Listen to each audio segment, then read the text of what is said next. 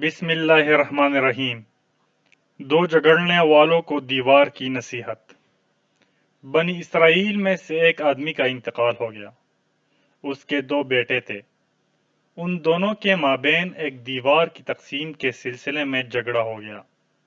جب دونوں آپس میں جھگڑ رہے تھے تو انہوں نے دیوار سے ایک غیبی آواز سنی کہ تم دونوں جھگڑا مت کرو، کیونکہ میری حقیقت یہ ہے کہ میں ایک مدت تک اس دنیا میں بادشاہ اور صاحب مملکت رہا۔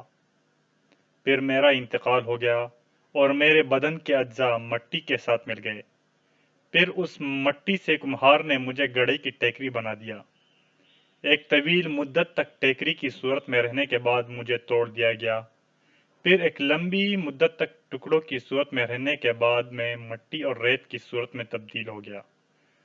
پھر کچھ مدت کے بعد لوگوں نے میرے اجزائے بدن کی اس مٹی سے اینٹیں بنا ڈالی اور آج تم مجھے اینٹوں کی شکل میں دیکھ رہے ہو۔